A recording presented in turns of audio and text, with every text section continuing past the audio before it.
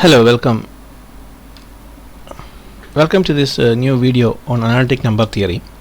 In this video we are going to discuss an important theorem in number theory, and this theorem is called the Gauss Lemma. It's an important result and it is called the Gauss Lemma. Gauss Lemma helps us to find the value of the Legendre symbol n bar p more carefully compared to more easily compared to the Euler's criterion. So Euler's criterion actually gives us helps us to find the value of the Legendre symbol, but it is in some cases it is difficult to compute the value. You will feel some difficulty, especially when the value of n is large and when n and p are very large values. Then you will find it difficult. But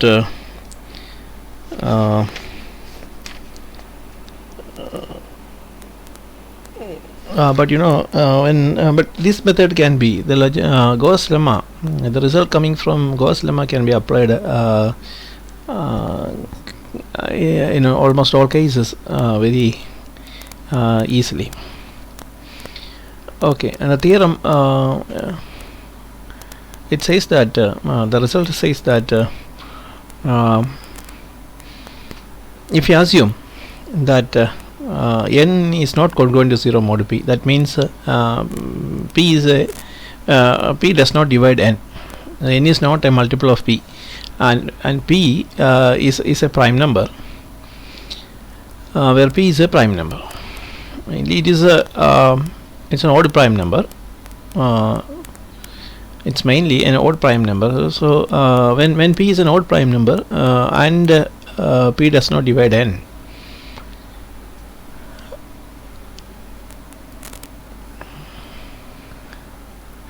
we consider the least positive residue mod p of the following numbers.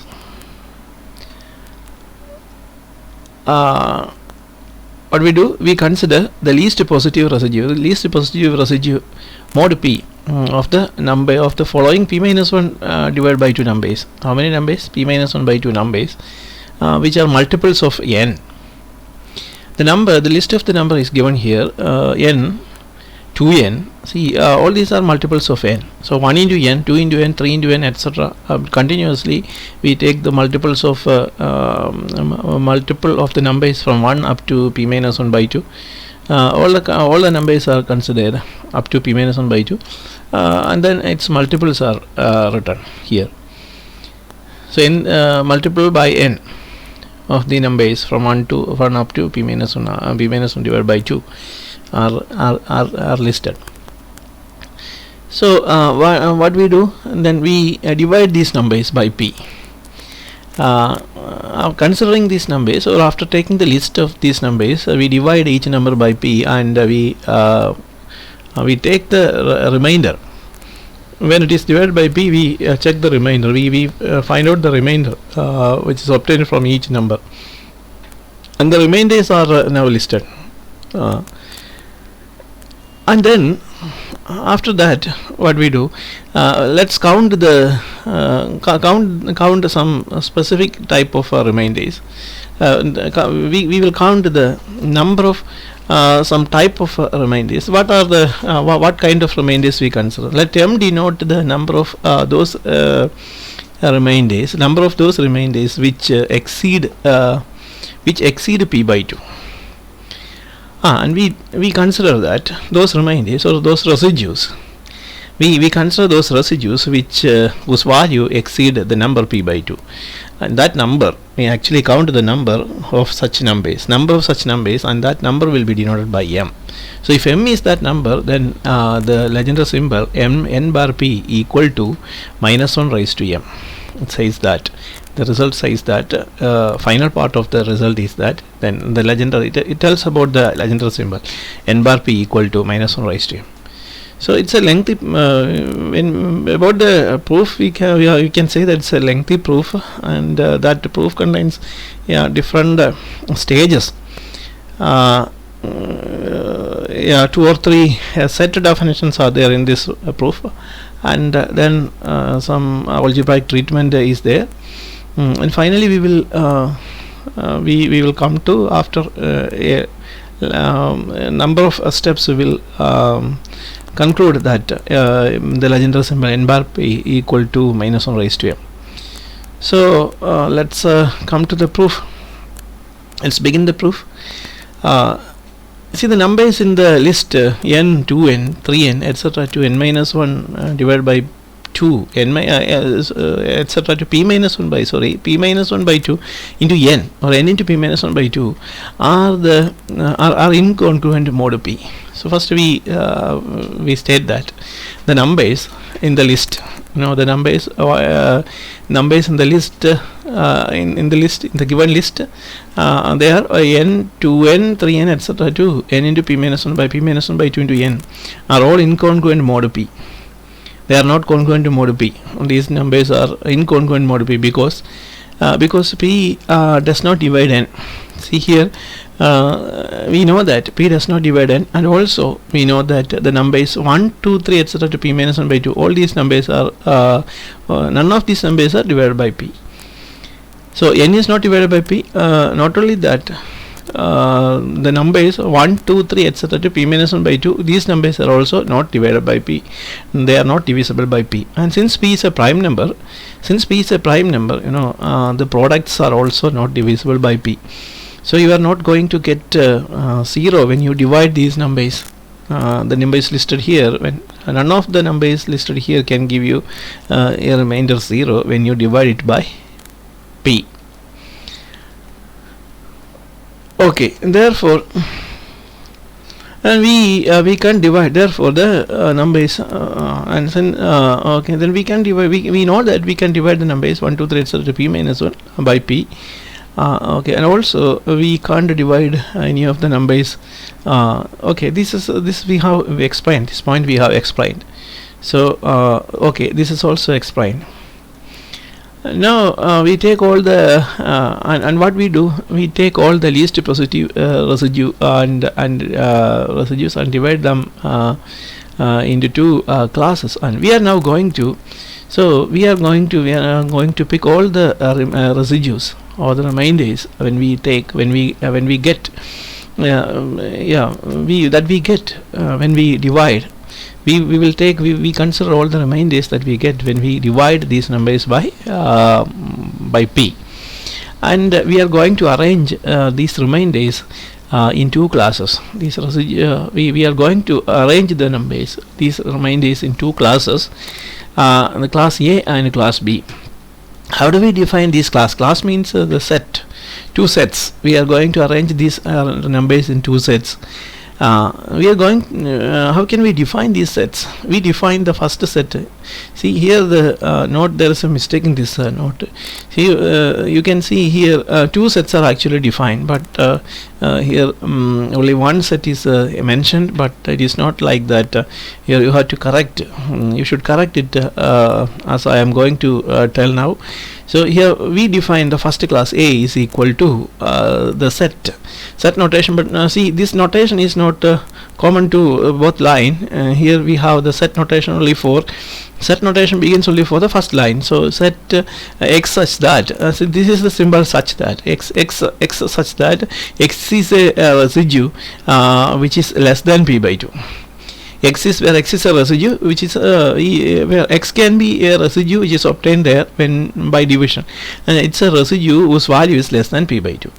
And we define the set B. Next set B will be defined as equal to, B is equal to set x such that x is a residue with the value greater than p by 2, and then you have to close the set notation here. The p by 2, after p by 2 you have to put the set notation. So this is a statement which is to be corrected. It's a wrong statement, so it is to be corrected. Thus here we are defining two sets, A and B. Two sets are defined. Okay, therefore, and for convenience, we will we will name all the elements in both sets A and B. So after defining the sets A and B, see, we are going to label or name the elements of the sets A and B. So let A is equal to the set A1, A2, etc. to AK, and these are the remainders which are obtained when those numbers, the listed numbers, are divided by P, and those remainders which are less than P by 2, having value less than P by 2.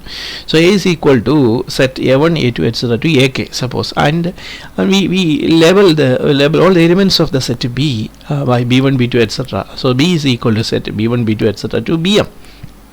And then cardinality of A is equal to K. See, cardinality of a number of elements in the first set is suppose equal to K, and number of elements in the second set is equal to M.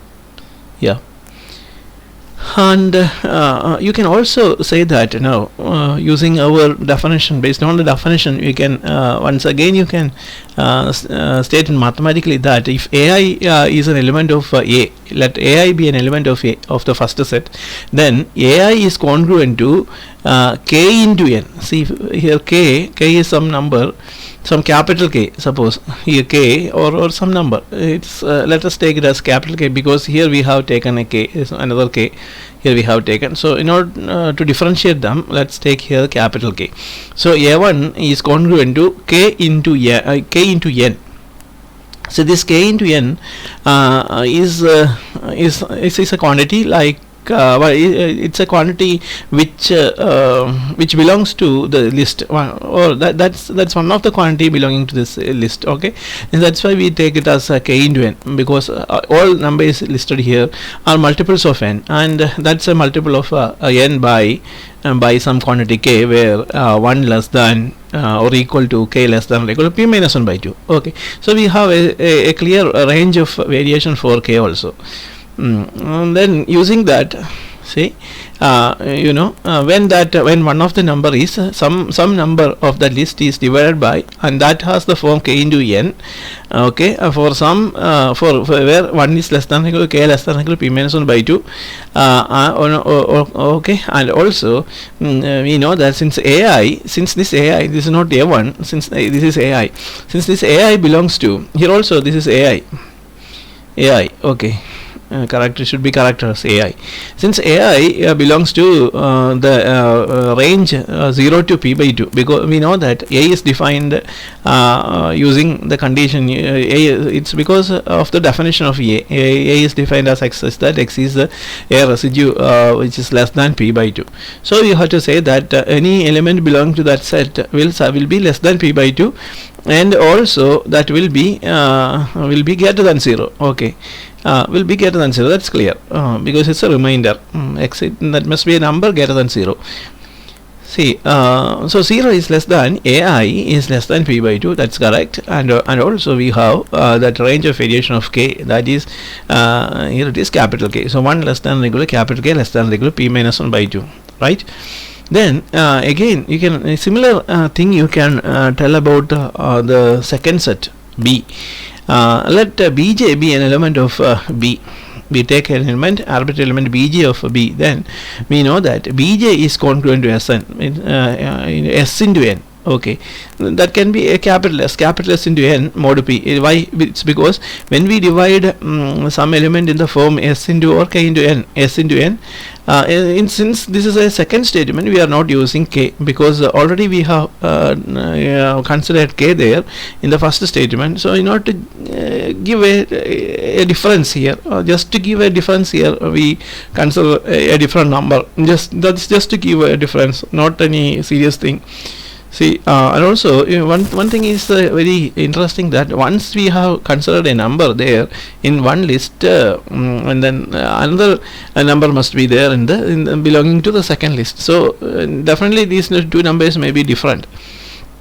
See, K and S must be different. Anyway, K, sorry, here S is also a capital number, capital letter. capital S into n. So when capital Sn is divided by p, we get the remainder bj, and that bj must be a quantity greater than p by 2. So there is a mistake here.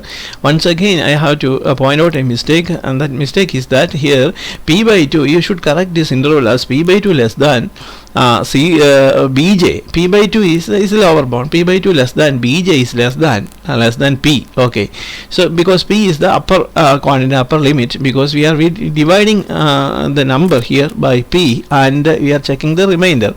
So remainder must be a number that can take maximum value up to p minus 1, and the maximum value p minus 1. So this quantity bj must be less than p. Since we know that based on our definition of b, based on the definition of b, we get that bj is less than p. Okay, therefore, and this correction must be made, but s can belong to the same range, 1 less than or equal to s less than or equal to p minus 1 by 2. And also you can see that m plus k is equal to p minus 1 divided by 2. And so it's because the number of elements, because all elements belonging to, all the numbers belonging to how many remainders will be there? See, since we are considering remainders when the numbers n to n etc. to p minus 1 by 2 by n, when these numbers are divided by p, each number can give us one remainder, exactly one remainder. So and there are p minus 1 divided by 2 numbers there. Total number of elements are numbers are p minus 1 by 2. So we get p minus 1 by 2 remainders. So these p minus 1 by 2 remainders are divided into two sets. First set this one, and the second set this one. So we know that number of elements, so the cardinality of the first set plus cardinality of the second set will be equal to the total number of elements present there, total number of numbers present there in that list. Okay, that number is equal to p minus 1 divided by 2. Therefore m plus k equal to m plus k means m plus k equal to p minus 1 divided by 2. K is the number of elements belonging to the first set in one of the set. M plus that is the first set, and m is the number of elements belonging to the second set b. Okay, therefore the total equal to p minus 1 divided by 2. Next we claim that two residues are always different. It's an important point. Now we are coming to a claim, and we are going to claim that the residues or the remainders, two remainders obtained are always different. That means the remainders cannot be obtained when we divide the numbers listed here, n2 n minus 1 by 2 into n 1 into n, 2 into n, etc. to n p minus 1 by 2. P minus 1 by 2 into n. When these numbers are divided by p, we get remainders, and none of the remainders must be equal. This is the claim. For proving that claim, see, for the time being, let's suppose that two remainders are same. For the time being, we suppose that two remainders are same. So first remainder, suppose the first remainder obtained is r1 and the second remainder is r2, which we know that are equal. So r1 equal to r2 here. See, r1 equal to r2, the two remainders that we are obtained, that we see are equal. So this is just a simple assumption. It's a loose assumption. We don't know whether it is correct. For the time being, we are assuming that it is true. So there exists I not equal to j. Then there exists two numbers I and j. They are not equal. I and j not equal such that s into n. Then there can exist two numbers such that okay.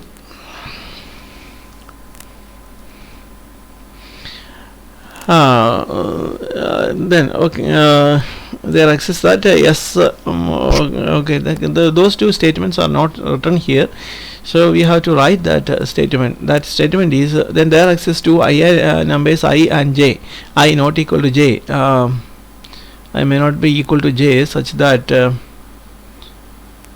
Anyway, that I stands for the first set and j stands for the second set, then that can be equal also, no problem. So that doesn't matter. Then there exists I and j such that such that ai is congruent to ai is congruent to Sn. Okay, the first set yeah, t some okay, some t into n. Let's take that t into n. AI is equal. AI is congruent to Tn mod p. Then there exists, and also we can take that Bj is congruent to Sn mod p. So those two statements are not written here. You can write it additionally. You can write it that AI is congruent to, but it's because we are assuming that AI belongs to this set. See, AI belongs to this set. Okay, no. This is in general. We are going to tell about that remainder, not irrespective of the set A and B. So, see, the combined. We are going to tell about the remainders obtained when we divide these numbers by when we divide the number, any number of the list by p, we are going to get a remainder. So this statement is very general about the whole the combined list, not about not specifically about A or B. So see, we want to say that none of the remainders are same. For that, let's assume that two remainders are same here.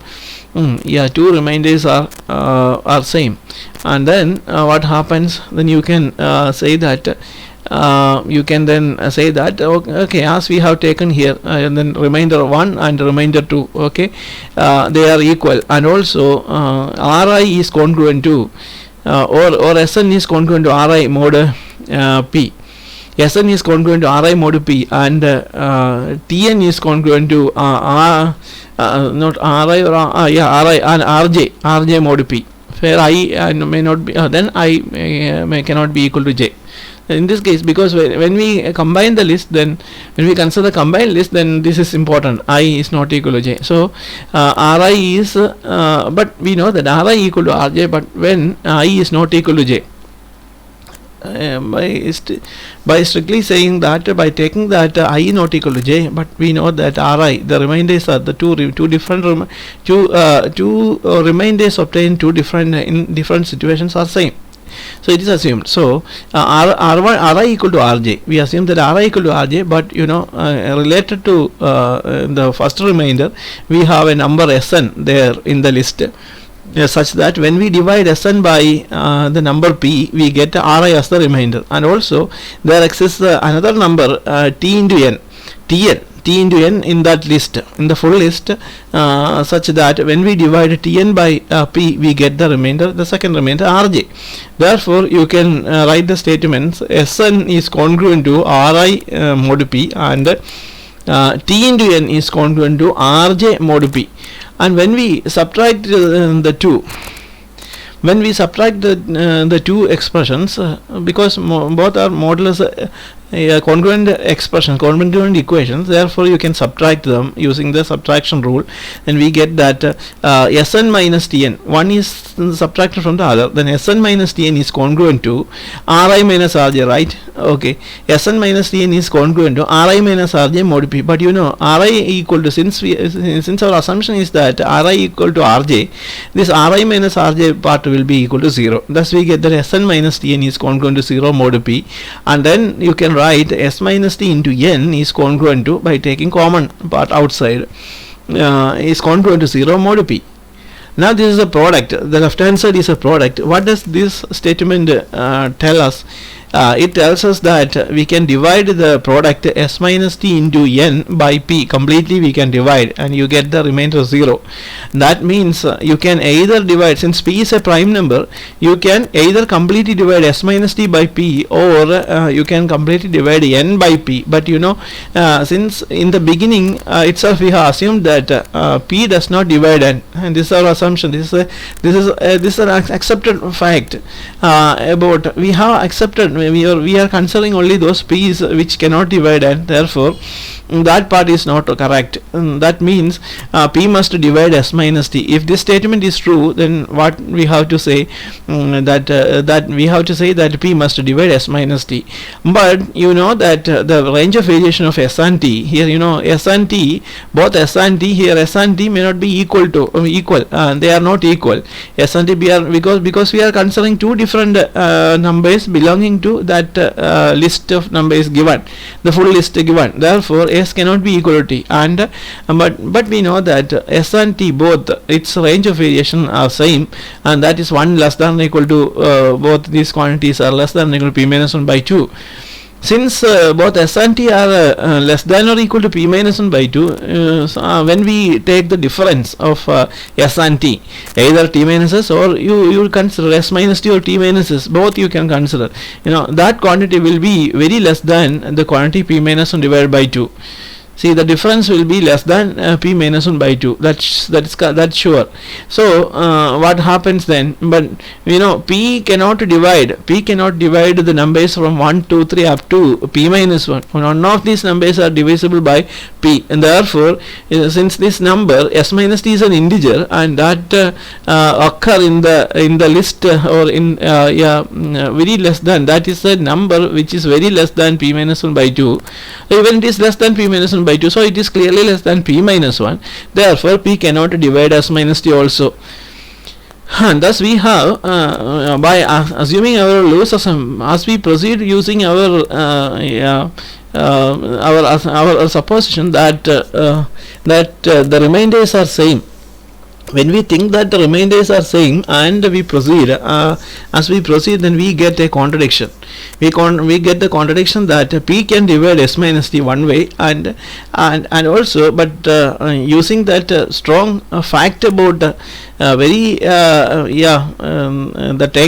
accepted fact about the numbers p and n, and also the range of variation of s and t, here we get that p cannot divide s minus t. So and thus we get a clear contradiction, and due to this contradiction, what we can say, we can say that we have to correct the loose assumption that we have taken. Which one? What is the loose assumption? The assumption is that the remainders ri and rt are same, and this assumption must be correct. That corrected. It must be corrected. It must be changed, and that means all remainders are any remainder is different from the any other remainder. So that means any two remainders are different.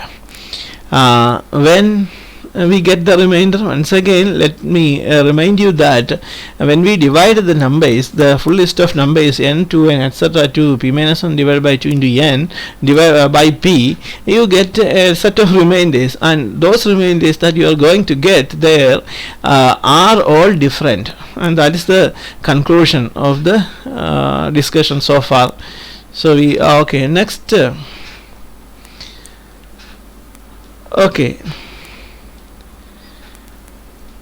okay, so also we can, since we divide all the remainders into two classes A and B, see we are arranging some of the remainder in class A and all the remaining remainders are arranged in class B. So we can say that the same thing is true for the class A and class B also, because the combined list has the property. So we have that the same property in the same way, and that happens in the sub classes on the sub list. Okay, so any two remainder of the set A are different, and any two remainders of the list B are also different. Then thus it is clear that A and B are disjoint. Therefore one more thing we can say, that the sets A and B are clearly disjoint. So since any two remainders are different belonging to that full list, you know the same property can be claimed for the subsets also A and B. So we can see that none of the remainders in the class A is in class B, and vice versa. None of the element of B is in class A. Therefore we get that A intersection B is equal to 5 because they are disjoint. And not only that, A union B, what is A union B? A union B is the full list. It belongs to is the full list of remainders. A union B. Okay, so cardinality of A union B is equal to M plus K or K plus M, and yeah. Okay, therefore due to this disjoint property, that we can say that A and B make a partition of the set of remainders. Next we are going to define another set, a third set. So we have seen two sets A and B. After that, we are going to define a third set C. That third set we are going to define a new set C containing M elements. That set also contains, see, the first set contains K elements, small k elements, and the second set B contains M elements, and the new set which we are going to define also contains M elements, because those elements of the set C are going to be defined based on the elements of the set B. By modifying the elements of the set B, we are going to get to define the set C. So the set C equal to C1, C2, etc. to Cm are the elements in that set C. How do we define? And here the definition of elements is that Cj is equal to P minus Bj, or by subtracting the elements. Suppose Bj is an element of the class B, set B. If Bj is an element of the set B, then we subtract that element from the number P, prime number P, and that number will be named Cj, and that is included in the set C. It is then included in the set C. So, and this is true, this will be done for all 1 less than or equal to j less than or equal to m. For 1 less than or equal to j less than or equal to m, this is done. Now we can show that 0 is less than Cj is less than P by 2. Here, this is our claim. Next claim, we make a claim that Cj will be, the value of Cj will also be greater than 0 and less than P by 2. So 0 is less than Cj is less than P by 2. We are going to define. We are going to prove that. And now to prove this claim, we know that P is greater than Pj is greater than P by 2. See this inequality. So there in the steps above, I have told you to correct that inequality there. So this is the correct inequality. P is greater than Pj is greater than P by 2. Okay, and then since minus P, now adding minus P to this list, this inequality, then we can suppose we add minus P to all the terms in this inequality, then we have P minus P is greater than same quantity is added. So no change in the direction of the inequality. Okay, direction of this inclusion of the P minus P is greater than Pj minus P is greater than P by 2 minus P. So simplifying, 0 is greater than Bj minus P is greater than minus P by 2. Now we multiply throughout by minus 1. What happens? Then that direction of the inequality revises. So we get 0 is less than P minus Bj is less than P by 2. And that P minus Bj can be replaced by Cj. So for any value of j, for the given values of j, for all values of j, this can be done. Therefore 0 is less than Cj is less than P by 2. We get that relation. Okay, next we claim that we are now making to we are going to make another claim, and that is the elements of A and C are disjoint. We also claim that the elements of A and the elements of C. Already we know that elements of A and B are disjoint, and now we are going to claim that the elements of A and the elements of C are also disjoint. Suppose not. To prove this, we simply suppose that it is not the case, and then we can find two numbers, one element from A and another element, the second element from C, such that they are equal, right? So then we can choose Ci from C, we can choose Ci from C and Aj from A. We can choose Aj from A such that they are equal. So but Ci, since Ci equal to P minus Bi, so P minus Bi equal to Aj. then P minus Bi equal to Aj we get by replacing Ci by its value, equal value, P minus Bi. And then we get that this gives us that P is equal to Aj plus Bi is equal to P. Thus Aj plus Bi equal to P we get. Okay, therefore we can write Aj plus Bi is congruent to 0 mod P. Thus we can write Aj plus Bi is congruent to 0. It's because this can be divided by P completely. So Aj plus Aj plus Bi is congruent to 0 mod P. Since but there exists a number Tn corresponding to Aj and some Sn is corresponding to Bi. So but we know that there exists numbers, some multiple of n for both corresponding to both Aj and Bi in the list, in the full list, right? Okay, in the full list we have there exists two numbers. One is T into n, because that full list contains all multiples of n. So there exists T into n. This is not Tn, T into n actually. So there exists T into n corresponding to Aj and some S into n corresponding to Bi in the full list there exists. So you can replace, and it is such that you can write some additional step also, such that Tn is congruent to Aj. Tn is congruent to Aj mod P and Sn is congruent to Bi mod P, and that those two steps are there. Then by subtracting the quantities, by adding the quantity, you can add the quantities, add the equations, not quantities. You have the two equations, two congruent equations now that I have stated here, but it is not given here, it is not written here. You can write that additionally you can write that equations, and after that you can add the equations, congruence equations. Then we get that T into n plus, this is not T into n, T into n plus S into n. This is T into n plus S into n is congruent to Aj plus Bi. He is congruent to 0 mod P, right?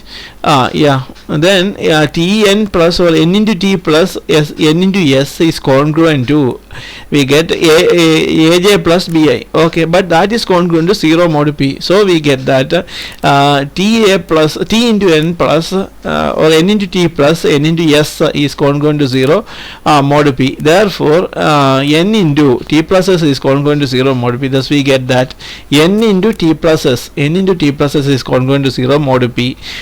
And that means the last congruence says that, tells us that P can divide the number, the product T plus S into n, but you know that P cannot divide n. So P must divide S plus T or T plus S. P must divide T plus S. But again, I would like to remind you that the range of variation of the numbers S and T are 1 less than or equal to S and T less than or equal to P minus 1 divided by 2. And therefore what happens when you take the sum, assuming that S and T take the maximum possible value P minus 1 by 2, even if in that case, assuming the maximum S and T takes the maximum value, here maximum possible value is P minus 1 by 2, even in that case, when we add them, we get that the maximum possible value of S plus T will be then equal to P minus 1 only, P minus 1. So you get that S plus T is less than or equal to P minus 1, but still that quantity is less than P by quantity 1. Therefore S plus T can never be divided by P. What do we want to say that? Therefore, why do we say why do we explain these things? It's because we want to say that P cannot divide S plus T also. Definitely we get that contradiction. It's because P cannot divide n. Initially we know that P cannot divide n, but now we also know that P cannot divide S plus T. That means P cannot divide that product. That's a contradiction. So since this is a contradiction, we have to to correct our previous step. What was the previous step? Here we have assumed that in the previous step, in one of the previous steps, we assumed that Ci is equal to Aj. That may be the wrong thing that wrong step that we have taken. So this wrong step must be corrected. That means you have to say that always Ci will be different from Aj. What is Ci? Ci is a member of the class C, and Aj is a member of the class A. So none of the member or all members of the class C are different from the members of the class A. That means class A and or the set A and set C are different. They are disjoint. More correctly, we can say that the set A and set C are disjoint. So that is the point. Yeah. And also you know that number of C actually directly belongs to, there is a one-to correspondence from the elements of B to the elements of the class C. From the elements from the set B to the set C, there is a one-to-one and one-to correspondence. Therefore number of elements in both the sets are same. Cardinality of C is equal to cardinality of B equal to M. And also we know that cardinality of A plus cardinality of B equal to P minus 1 divided by 2. That we have earlier we have seen that. We already have seen that cardinality of A plus cardinality of B equal to P minus 1 by 2. Now here we can replace cardinality of B by the cardinality of C and get that cardinality of A plus cardinality of C is equal to P minus 1 by 2. That means when we consider the numbers of elements, when we consider the numbers of elements, when we count the numbers of when we count the elements of A and count the elements of C together, we get the total count equal to P minus 1 divided by 2 exactly. And also we know that all these are integers. All elements of we also know one thing, that all elements of the set A and also the set B are integers. Not only an integer, it's a strictly positive integer. So all elements of the set A and all elements of the set B, set B also, they are positive integers. Okay, set C. Now we are interested in C, the set C. We are concentrating on that set C.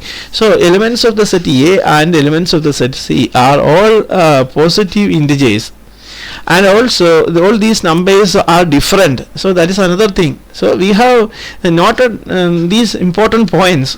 So elements of A and elements of C, elements of C are all integers, and these are positive integers, and these numbers are all different or distinct. And also the number of when we count the total number of these numbers, it's equal to P minus 1 divided by 2. Total number of numbers is equal to P minus 1 by 2.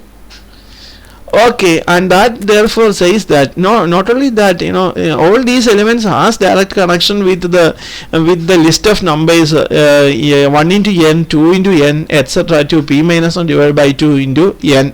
So these numbers, since these numbers which directly belong to those list, the numbers in the list, and okay, since these numbers are distinct, since the numbers in A and C are all distinct, and also their total number is P minus 1 divided by 2, we can conclude that the numbers in the list, combined list A and C, the numbers in the combined list A and C are nothing but the integers starting from 1 up to P minus 1 divided by 2. So when we consider the numbers starting from positive integers from 1 up to P minus 1 divided by 2, see, these numbers are either they are either included in the set A, or they are included in the set C. So you can they are distributed into two sets.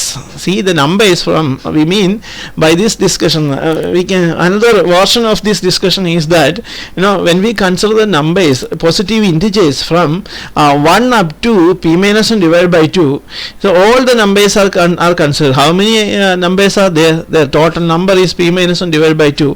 All these integers are now distributed into two sets. They are divided and they are allotted, or they are given, they are arranged in two sets, A and C. So there are some numbers.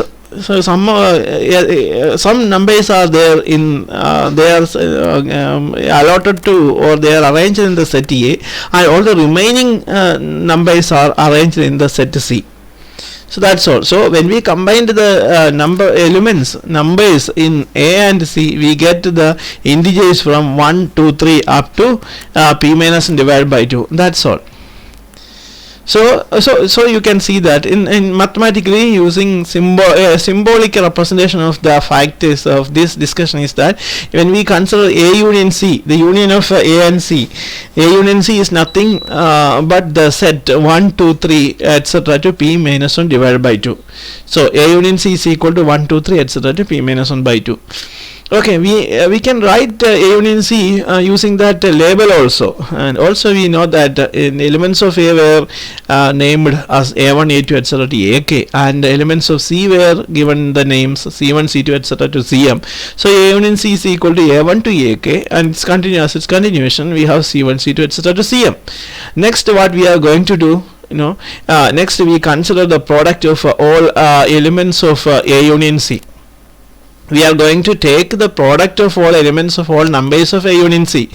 So then that can also be written two ways. That is, one is A1 into A2 into etc. to AK into C1 into C2 into etc. to CM is the product.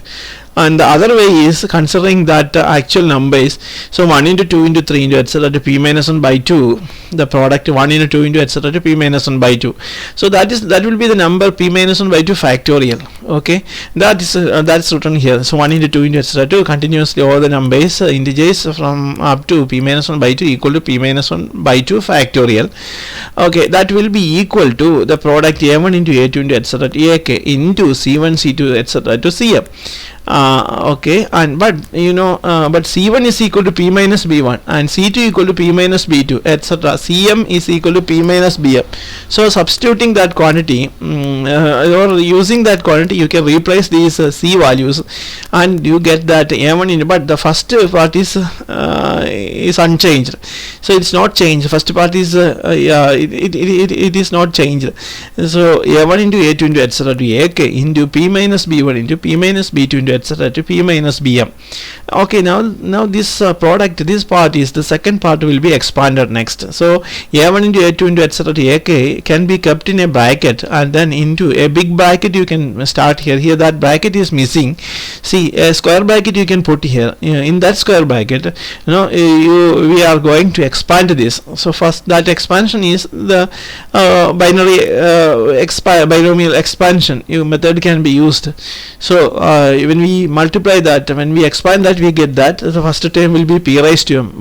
This is obtained by taking p from all the first terms in the factors. So by collecting the first term of the factors here, m factors, so p into m times of p raised to m, then minus p raised to m minus 1 into, actually you have to expand it and then collect the like terms. Okay, then we have the next term contains p raised to n minus 1, p raised to p to the power of m minus 1. M minus 1 will be the power of p. It is then reduced, its power is reduced by 1. So the second term, that is minus p raised to, and also minus 1 is there because you will be considering p from the first from m minus 1 factors, and the second term will be considered from only from exactly one factor. So second term will be taken, first term will be taken from m factors, and second term will be considered in the product from exactly one factor. So but this can be possible in m different ways, and so combining all those terms we get that minus p raised to m minus 1 into b1 plus b2 plus etc plus bm in bracket. And then next one is plus, next term will contain p raised to m minus 2, power of p will further be reduced by 1, and but the remaining one, that quantity will be multiplied by bi bj, like the terms, all the terms like bi bj where I is not equal to j, and that terms will be there in the bracket. So plus p raised to m minus 2 into, in bracket we have the product of two bi's, or bi and bj, and all possible products of sum of the possible products of sum of all possible products of ba and bj. And next then it can be continued plus by putting plus and minus, plus minus, alternately changing plus or minus depending upon the number of factors there, and then finally continuing that by putting dots, you can finally you can write the last term, that is minus 1 raised to m. That term is, you can verify that term is minus 1 raised to m into b1 into, but that term will contain all the product of all second terms from all factors, or the second terms from all the factors together, that is b1 into b2 into etc to bm. All together they are multiplied, and then that is multiplied by minus 1 raised to m. So that is the term. And but you can see an interesting fact that from the up to the second last term here in the bracket, in this expansion up to the second last term, all these terms contains at least 1 p as the product, as a multiple it contains. So you can take that p outside. That means from the first term p raised to m etc up to the second last term p can be taken outside. That means that is a multiple of p. Therefore you can reduce this this big expression as which is shown here. You can see that product, the first product in bracket can be, that is the product of a values, that is a1 a2 into this is not comma, a1 into a2 into etc to ak into and then in the big square bracket you can take a multiple of p, or m into p. You can write that p into m or m into p plus the last term is minus 1 raised to m into b1 into b2 into etc to bm. Okay. Therefore you can now we have two terms there in this bracket, in the square bracket. You can multiply that by the outside quantity, and therefore we get that a1 into a2 into etc to ak into, this is a multiple m into p, it's m into p plus plus you have minus 1 raised to m into the second term, this quantity into the second term, that's minus 1 raised to m into a1 into a2 into etc to ak into b1 into b2 into etc to bm. Okay, and therefore this quantity can be now written as that you can refer this statement. This is an additional information given. See, suppose you have a is equal to a multiple of p plus b. Suppose you have the quantity, that the quantity a is equal to m into p plus b, then you can definitely write a is congruent to b. A is congruent to b, that means a minus b is a multiple of b, so a is congruent to b mod p. Then you can write in a similar way, applying that idea here. You can write that since this is the quantity, this p minus 1 by 2 factorial is finally obtained as equal to a multiple of this. Here we have a multiple of p, m into p. It's a multiple of p. The first quantity, this quantity is a multiple of p plus the quantity, the second quantity, minus 1 raised to m into whatever is given here, the second quantity. Therefore you can write that for the left hand side, this is p minus 1 by 2 factorial is congruent to so p minus 1 by 2 factorial is congruent to minus 1 raised to m into this quantity is the last quantity, minus 1 raised to m into a1 into a2 into etc to ak into b1 into b2 into etc to bm mod p. Okay, that okay, this is there. This can be written, and that also it can also be written as a1 into a2 into, okay, that quantity is equal to this quantity. So this quantity is equal to this quantity. Therefore a1 into, this is now written a1 into a2 into etc ak into c1 to c2 into cm is congruent to minus 1 raised to m into a1. Okay, that product. And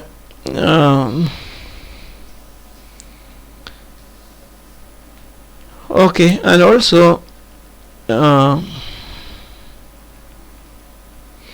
And another now we are starting a new step. We also have that.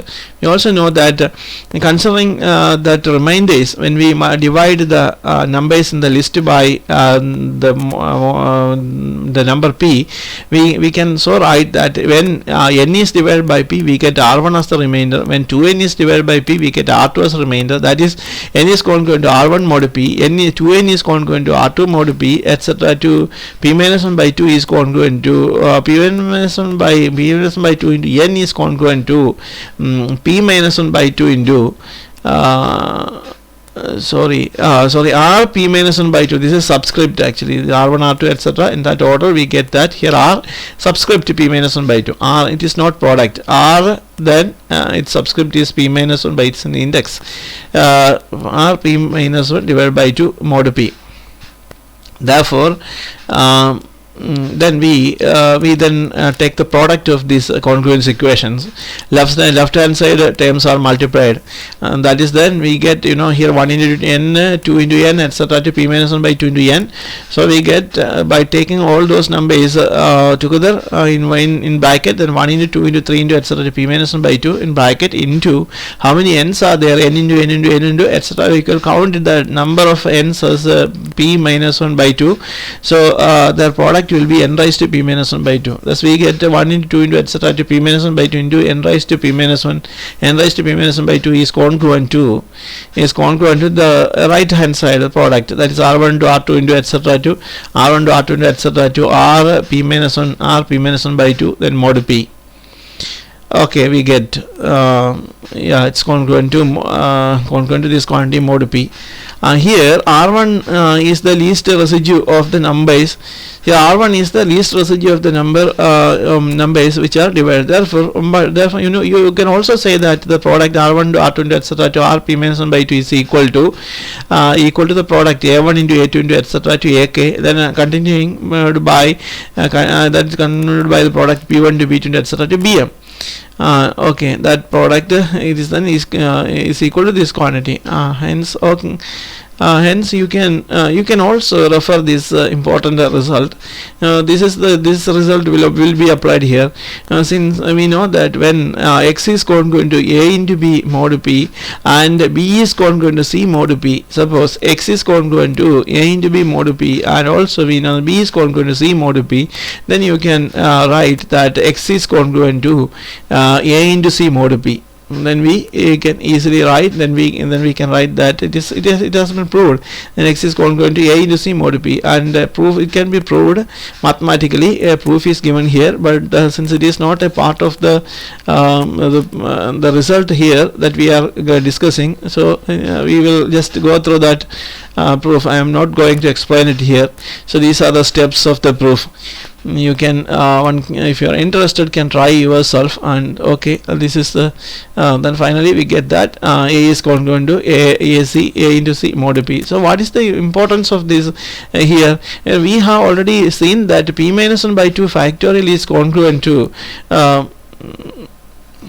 it's congruent to actually, because here we are taking mod p here, this is not equal to, it's a mistake, so it's a writing mistake. So p minus 1 by 2 factorial is congruent to minus 1 raised to m into a1 a2 etc. to ak. You can see it in the previous steps. This is derived in the previous step. Just above we have derived. Okay, and so that's a1 into a2 into etc. to ak into b1 to b2 into etc. to bm mod p. We have that, and also n raised to p minus 1 by 2 into n raised to p minus 1 by 2 into p minus 1 by 2 factorial is there also we have congruence, is congruent to a1 into a2 into etc. to ak into b1 b2 into etc. to bm is mod p. Okay, then you can compare it with these three statements. See, here we have x is congruent to ab mod p, and you can compare this expression. You can compare the first statement with that expression. There, here we have x is equal to x part can be identified with the p minus 1 by 2 factor. So here capital X is equal to p minus 1 by 2 factorial, and you can take this is equal to a, and this is equal to this product equal to b. Then mod p. okay, and then you have the new one, and C is congruent to B. C is congruent. See, this part is then equal to, it is compared to C, assuming that this is equal to C is congruent to B mod P, and so what we can do, and since this is congruent to this, C is congruent to B mod P. Now in the previous congruence, in this in the first congruence, you can replace that B by C, and you can write that X is congruent to, see, X is this is X is congruent to A into C mod P. That statement you can write, where X is equal to P minus 1 by 2 factorial is congruent to, in this is here also you have to write congruence, three lines, three lines are required. This is not equal to, X is congruent to minus 1 raised to M A into, and C part here, C is equal to 2 raised to P minus N raised to P minus 1 by 2 into P minus 1 by 2 factorial mod P. And also you can see, once again you can remember that P cannot divide P minus 1 by 2 factorial. P is a prime number, and also since P is a prime number, and since P minus 1 by factorial contains only those numbers which are less than P minus 1 or equal to P minus 1, which values are, all those values are less than P. So we can say that P cannot divide the product P minus 1 divided by 2 factorial, and therefore you can cancel that quantity from both sides of the congruence equation. See, only due to that, this fact, and due to this property, it can be cancelled. So you can cancel this quantity, equal quantity P minus 1 by 2 factorial can be cancelled from both sides of this congruence equation, and thus we get that 1 is here, what remains, this is 1 remains, and 1 is then congruent to this quantity is also now 1, okay, therefore minus 1 raised to M into N raised to P minus 1 divided by 2 mod P. Okay, you can also write that a new congruence, you can write a new step you can write, that is a congruence equation, and that is minus 1 raised to M is congruent to, because every number is congruent to the same number mod any number, okay. So using that, minus 1 raised to M is congruent to minus 1 raised to, because when this quantity is subtracted from the same quantity we get 0, so that can be divided by P. So no doubt that you can take minus 1 raised to M is congruent to minus 1 raised to M mod P. After that, what we can do, you can multiply these congruence, two congruence equations are there, you can multiply, left sides can be multiplied, and that can be congruent to the product of the right hand side, that is minus 1 raised to M is congruent to the product of right side is minus 1 raised to M into minus 1 raised to M into, additionally we have this quantity, so N raised to P minus 1 by 2, that will be mod P, modulus of mod P, and then here we get that minus 1 raised to M. See, this quantity is minus 1 raised to M, but this quantity becomes minus 1 raised to M into minus 1 raised to M becomes positive plus 1, because we have a 2 in the power, so we get plus 1, and what remains then, right side becomes N raised to P minus 1 by 2. So minus 1 raised to M is congruent to N raised to P minus 1 by 2 mod M. We get that, but N raised to, but you know that N raised to P minus 1 by 2, using that Euler, see, Euler's criterion says that N raised to P minus 1 by 2 is congruent to, right? We have that we have in Euler's criterion, we know that N raised to P minus 1 by 2 is congruent to N bar P, congruent to N bar P mod P. We have that relation, and so combining that with this, we get that N bar P is congruent to, after, so one or two more steps are there, additional steps have to be written here, so we finally get that N bar P is congruent to minus 1 raised to M mod P. N bar P is congruent to minus 1 raised to M mod P. Okay.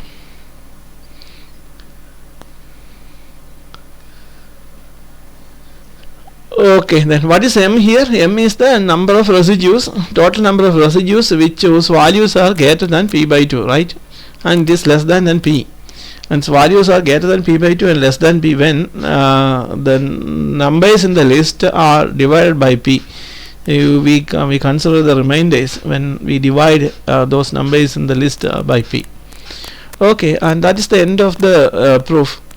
Thus we get, okay, one more steps actually we require here, and that is by using, you have to write here that by using Euler's criterion, and Euler's criterion says that n bar p is congruent to n raised to p minus 1 by 2 mod p. Okay, thus we have two modulus expressions, two modulus equations we have. You can combine them, and then we get that minus 1 raised to m is congruent to n bar p is congruent to n raised to p minus 1 by 2 mod p.